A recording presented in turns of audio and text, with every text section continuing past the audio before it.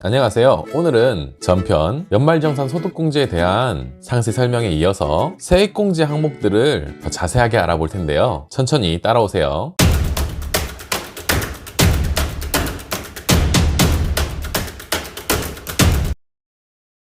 세액공제 항목은 기타공제와 특별공제 두 가지가 있습니다. 먼저 기타공제 항목인 의료비, 교육비, 기부금을 순서대로 설명해 드릴게요.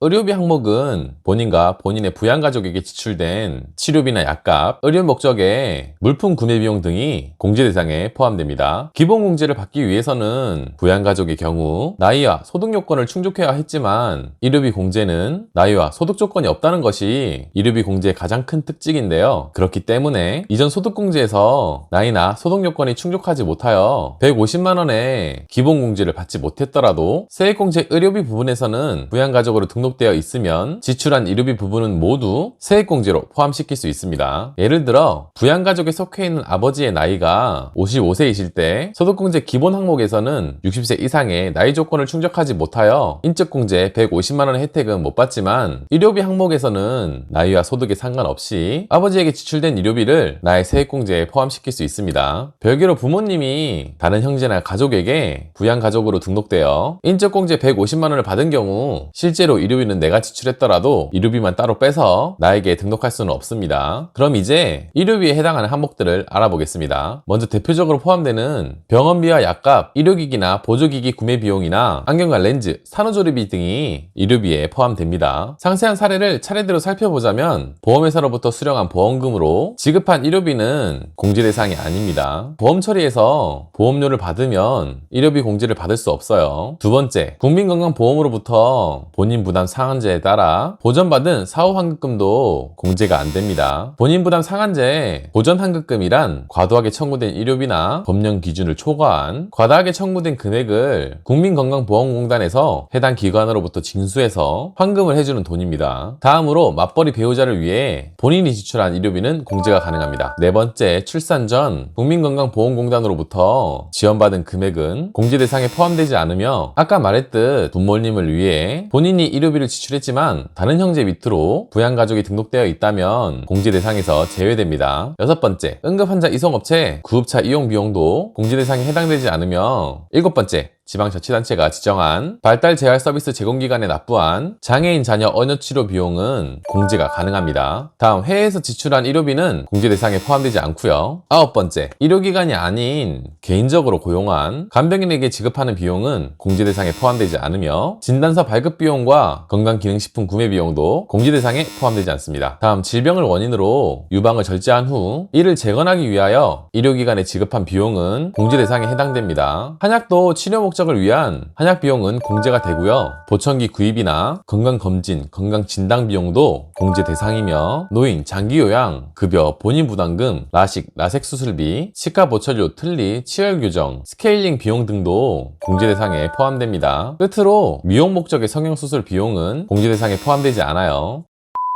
병원이나 약국 등 주요 의료기관에서 결제한 의료비는 대부분 자동으로 국세청에 내용을 반영시키기 때문에 국세청 홈택스에서 지출 내용을 조회할 수 있는데요. 보청기나 산후조리원 비용 등 위에 언급한 내용 중 공제가 가능한 항목이지만 판매업체가 신경을 잘 못 써서 국세청의 자료가 누락되어 있는 경우는 의료비를 지출한 업체에서 직접 영수증을 발급받아 회사에 제출하여 금액을 반영시켜줘야 합니다. 안경 판매점에서 구매한 안경이나 렌즈는 국세청 연말정산 간소화 자료에 의료비 내역에서 따로 안경 구매 정보 버튼을 눌러주시면 내용을 별도로 조회하여 반영해 줄 수 있으니 참고하셔서 도움이 되길 바랍니다. 다음은 지금까지 언급한 의료비의 세액공제 비율과 한도를 알아보겠습니다. 세액공제의 의료비 항목은 총 급여 3% 초과분에 대하여 15%를 세액공제해 줍니다. 예를 들어 총 급여가 5천만 원이면 5천만 원에 3%를 초과한 비용 5천만 원에 3%를 계산하면 150만 원인데 의료비가 150만 원을 초과한 포함 비용 부분에서 15%를 세액공제 해줍니다. 이번 연도에 의료비로 400만원을 사용했다. 이 경우 150만원을 초과한 250만원의 비용에 15% 37만 5천원을 공제받을 수 있습니다. 여기서 의료비에 최대 한도가 있는 항목이 단 두 가지가 있는데요. 첫 번째는 안경 렌즈 항목으로 50만원까지 의료비에 포함 가능하며, 두 번째는 산후조리비로 포함 가능한 한도는 200만원이며 총급여 7천만원 이하의 근로소득자만 의료비 공제에 포함시킬 수 있습니다. 의료비에 대한 설명은 여기까지고요. 다음은 교육비에 대해 알려드리겠습니다.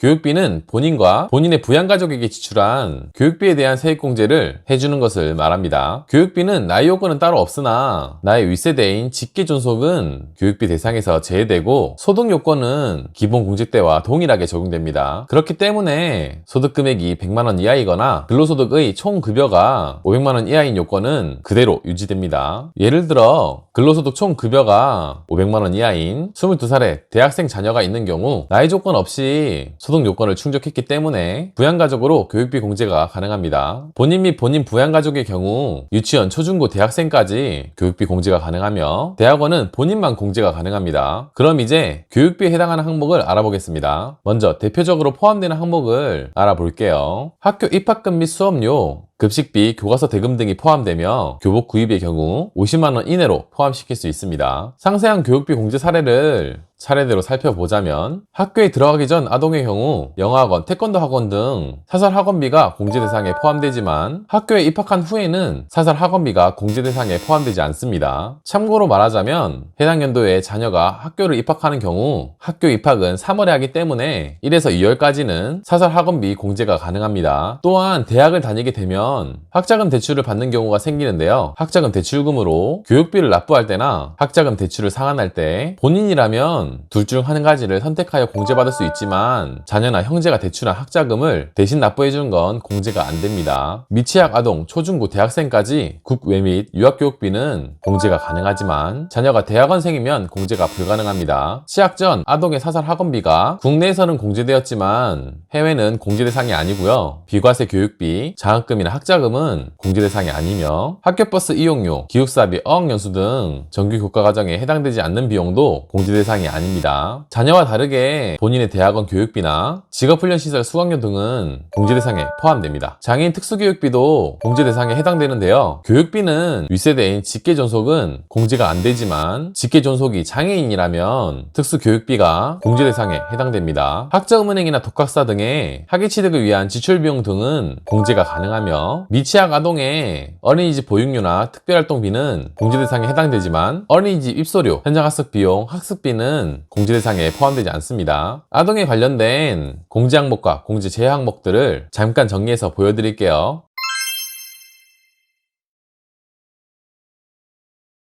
그리고 초중고등학생의 방과 후 수업료, 수학여행비, 육성회비, 기성회비 등도 공제 대상에 포함되며 현장학습비도 1인당 30만원 한도로 공제가 가능합니다. 다음은 지금까지 언급한 교육비의 공제율과 공제 한도를 알아보겠습니다. 본인 및 기본공제 대상자를 위해 지출한 교육비 전체의 15%를 공제해주며, 교육비의 한도는 본인과 부양가족 중 장애인 대상자는 최대 한도가 없으며, 그 외의 부양가족은 초중고등학생의 경우 1인당 연 300만원까지 공제, 대학생의 경우 1인당 연 900만원까지 공제해 줍니다. 최대 한도를 15%로 계산하면 초중고등학생은 인당 최대 45만원, 대학생은 인당 최대 135만원까지 세액 공제가 됩니다. 또한 현장 체험 학습비는 1인당 30만원 한도, 교복 구입 비용은 1인당 50만원 한도로 교육비 공제에 추가시킬 수 있습니다. 다음은 기부금에 대해서 알아볼게요.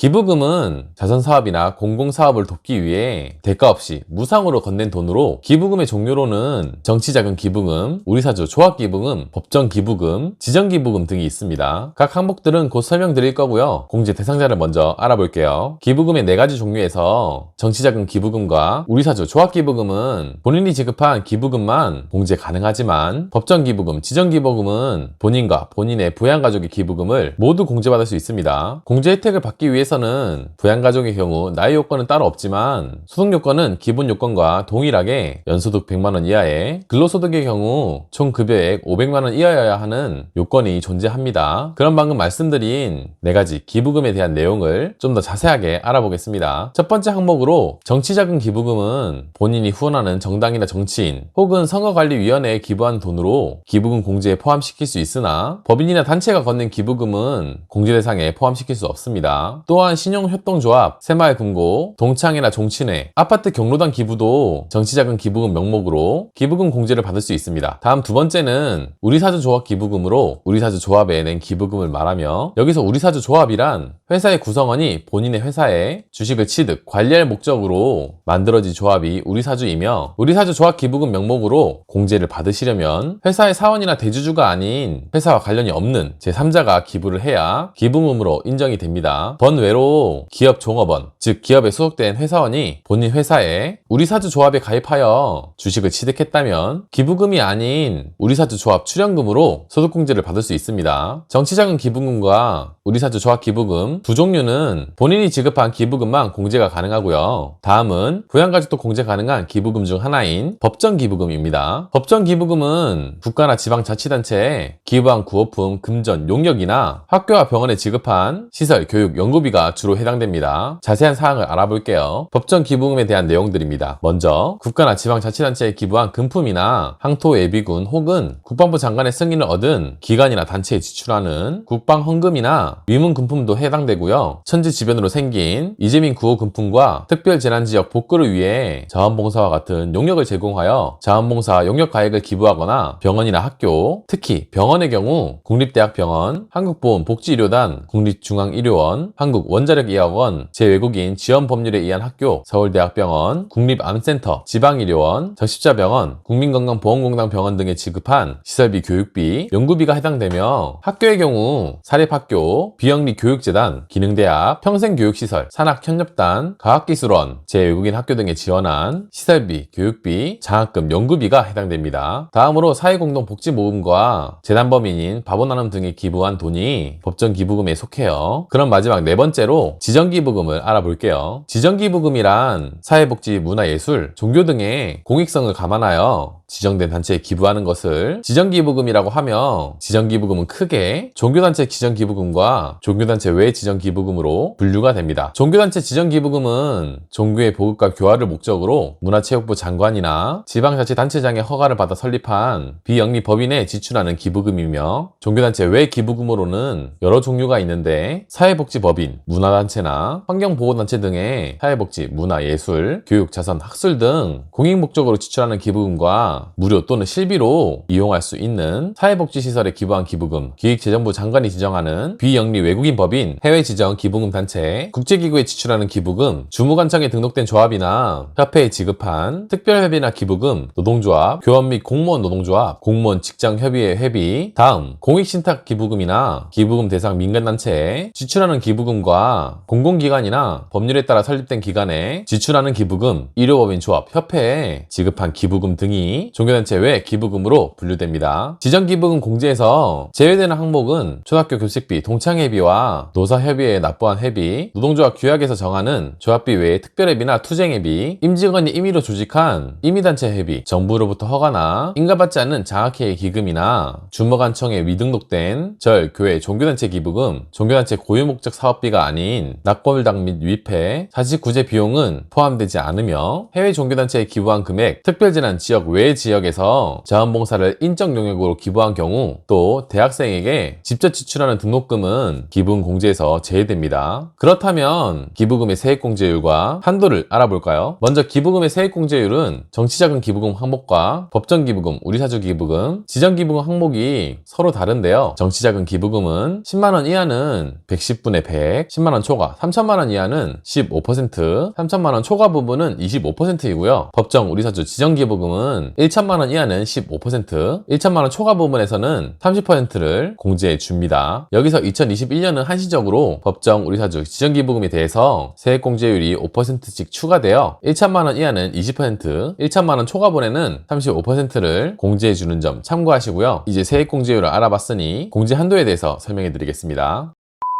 먼저 기부금은 총급여액이 아닌 총급여액에서 근로소득공제를 뺀 근로소득 금액으로 한도 계산을 시작하는데요. 근로소득 금액을 구하는 방법은 추후에 연말정산 전체를 계산하는 법으로 영상을 만들어 알려드리도록 하겠습니다. 오늘 영상에서는 기부금 공제 한도에 대해서만 집중해서 알려드릴게요. 기부금의 최대 한도는 4가지 기부금의 종류가 연계되어 계산하는 과정에서 한도가 점점 줄어드는데요. 그렇기 때문에 계산해 나가는 순서가 있습니다. 공제하는 순서가 되겠죠. 순서대로 나열하자면 정치자금 기부금, 법정 기부금, 우리사주 조합 기부금, 종교단체 외 지정 기부금과 종교단체 기부금 순이며, 첫 번째 정치자금 기부금부터 공제율을 적용해서 한도를 알려드릴게요. 자, 출발은 근로소득 금액으로 시작합니다. 정치자금 기부금의 한도는 근로소득 금액 전체가 됩니다. 근로소득 금액 안에서는 한도 제한이 없다고 봐야겠죠. 여기서 공제율을 적용해서 세액공제를 하게 되면 정치자금 기부금이 10만원 이하인 경우는 110분의 100을 돌려받는데요. 연말정산 시 주민세가 포함된 금액을 돌려받기 때문에 간단하게 말하자면 10만원 이하의 경우는 전액을 다 돌려받는다고 생각하시면 됩니다. 10만원을 초과한 부분에서는 3천만원 이하까지는 15%, 3천만원을 초과한 부분에서는 25%를 공제해 줍니다. 예를 들어 4,500만원을 기부한 경우 10만원은 110분의 10 공제를 해주고 3천만원 이하의 금액은 15%로 방금 공제받은 10만원을 뺀 2,990만원에 대해서는 15%, 3천만원 초과 금액은 25%로 방금 공제받은 3천만원을 뺀 나머지 1,500만원은 25%가 공제입니다. 다음 계산 순서는 법정 기부금입니다. 법정 기부금 최대 한도는 근로소득 금액에서 정치자금 기부금을 뺀 나머지 금액이 모두 법정 기부금의 공제 한도입니다. 정치자금 기부금이 없으면 근로소득 금액 전체가 법정 기부금 최대 한도라고 볼 수 있겠죠. 다음 우리사주 조합 기부금의 최대 한도는 근로소득 금액에서 정치자금 기부금을 빼고 방금 전 법정 기부금까지 뺀 금액의 30%가 우리사주 조합 기부금의 최대 한도입니다. 다음 지정기부금 한도 계산은 경우에 따라서 두 가지로 나뉘어지는데요. 종교단체 기부금이 없는 경우에는 근로소득 금액에서 정치자금 기부금, 법정 기부금, 우리사주 기부금을 다 뺀 금액의 30%이지만 종교단체 기부금이 있는 경우라면 기준소득 금액에서 정치자금 기부금, 법정 기부금, 우리사주 기부금을 뺀 금액의 10%에서 둘 중 하나를 더하는데 기준소득 금액에서 정치자금 기부금, 법정 기부금, 우리사주 기부금을 뺀 20%나 종교단체 외에 지급한 기부금 두 가지 중 더 작은 금액을 합한 금액이 종교단체 기부금이 있을 때 지정기부금의 최대 한도입니다. 예시를 들어 계산하는 방법은 추후에 전체적인 세금을 계산하는 영상에서 알려드릴게요. 그럼 이제 특별공제 항목으로 가보겠습니다. 세액공제에도 소득공제와 마찬가지로 보험료와 주택자금의 특별공제가 있습니다. 보험료 부분은 먼저 보장성 보험료가 있는데요. 실손 종신, 상해, 암, 화재, 치아, 자동차 운전자 등 문제 상황에 대처할 목적으로 개인이 가입한 보험이 보장성 보험으로 전세 보증금이 3억 이하라면 전세자금 보증금 반환, 보증보험료도 항목에 포함 가능합니다. 본인과 부양가족의 보장성 보험료를 합산하여 공제받을 수 있으며 부양가족의 경우라면 소득요건과 나이 요건을 충족해야 합니다. 보장성 보험의 공제한도는 100만원이고 12%의 공제율을 적용하여 최대 12만원이 공제가 되며 지방세를 합하면 13.2%, 최대 13만 2천원을, 여기서 장애인의 경우 장애인 보장성 보험료는 동일하게 최대 한도는 100만원이지만 공제율은 15%로 최대 15만원까지 공제가 가능하며 지방세를 합하여 적용하면 16.5%, 최대 16만 5천원이 공제됩니다. 여기서 보장성 보험료 공제가 불가능한 사례들로는 미지급한 보험료나 외국에 납부한 보험료, 혹은 퇴직한 후에 지출한 보험료나 피보험자가 태아인 태아보험, 보험계약자가 부모님이고 피보험자가 근로자 본인의 경우 부모님이 부양가족, 기본공제 대상, 나이 요건에 충족되지 않으면 공제가 불가능합니다. 반대로 근로자가 부양가족을 위해 부양가족의 명의로 보험을 가입했고 실제로 보험료도 근로자가 납부한 경우에는 공제가 가능합니다. 보험을 중간에 해약한 경우에는 해약 이전 납입금액은 공제를 받습니다. 다음은 연금 성향을 띠는 저축형 보험인데요. 은행이나 증권, 보험사 상품으로 크게 연금저축과 퇴직연금으로 나누는데요. 근로자가 납부한 연금저축과 퇴직연금에 납부한 퇴직연금이 공제 대상입니다. 연금저축을 공제받기 위해서는 납입기간이 최소 5년 이상이 되어야 하며 계약기간이 끝난 후 55세 이후부터 5년 이상 연금 형태로 지급받는 조건의 경우만 공제가 가능합니다. 퇴직연금은 종류에 따라 확정 기여형, 확정 급여형,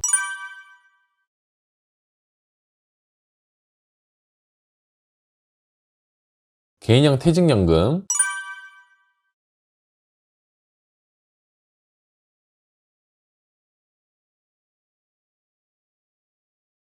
세 가지로 나누는데 DC형의 회사 부담금과 DB형의 경우는 세액공제 대상에서 제외됩니다. 공제율은 총 급여에 따라 약간의 차이가 있는데요. 총급여 5,500만원 이하의 경우 16.5%, 총급여 5,500만원 초과의 경우는 13.2%가 공제율로 적용이 돼요. 공제 한도는 연금 저축만 있을 경우 총급여 1억 2천만원 이하인 경우 400만원, 총급여 1억 2천만원 초과인 경우는 300만원입니다. 여기에 퇴직연금 IRP가 추가되면 총급여 1억 2천만원 이하인 경우 700만원까지, 총급여 1억 2천만원 초과인 경우는 600만원까지 한도가 늘어납니다. 연금저축은 중도 해지할 경우 그동안 연말정산 때 공제받은 금액의 16.5%를 추징금으로 부과하게 되는 점도 주의하세요. 마지막으로 세액공제 특별 항목인 주택공제 항목으로는 월세 세액공제가 있습니다. 무주택자로서 국민주택규모 85제곱미터 이하이거나 기준시가 3억 이하의 주택 둘 중 하나라도 충족되면 월세를 납부하는 임대인에게 지급한 월세의 10%를 세액공제 받을 수가 있습니다. 공제한도는 연 750만원이며 공제율은 총급여액에 따라 약간 차이가 있는데요. 총급여 7천만원 이하, 종합소득금액 6천만원 이하의 경우 10%, 총급여 5,500만원 이하, 종합소득금액 4,500만원 이하의 경우 12%를 공제받을 수 있어요. 여기서 유의해야 할 항목으로는 임대차 계약서 주소와 주민등록 등본 주소가 동일해야 합니다. 주거용 오피스텔, 고시원도 포함되며 상가 임대료는 월세 공제가 불가능합니다. 임대차 계약서상 임차인 명의로 현금 영수증을 받아야 합니다. 임대인이 현금 영수증 가맹점에 가입되어 있어야 하고 현금 영수증 발급을 거부할 경우 이를 신고 시 임차인은 포상금을 받을 수 있습니다. 내가 지금 살고 있는데 신고가 껄끄럽다 하는 경우 5년 이내에만 월세 세액 공제를 신청하시면 되기 때문에 집 계약이 끝난 후 연말정산 시 신청하셔도 됩니다. 오늘은 연말정산 세액공제 부분을 항목별로 자세하게 설명드렸습니다. 오늘 내용 너무 길었죠? 저도 촬영하느라 애를 좀 먹었는데요. 오늘도 유익하셨나요? 다음 시간에도 더 알찬 경제 상식과 재테크 내용을 가지고 찾아뵙는 오늘의 명언 채널이 되겠습니다. 오늘 영상이 도움이 되셨다면 화면에 보이는 것과 같이 구독과 좋아요를 클릭하셔서 재테크의 기초부터 하나하나 알아가는 현명한 자산가가 됩시다. 구독과 좋아요는 더욱 양질의 컨텐츠를 제작하는 데 도움이 됩니다.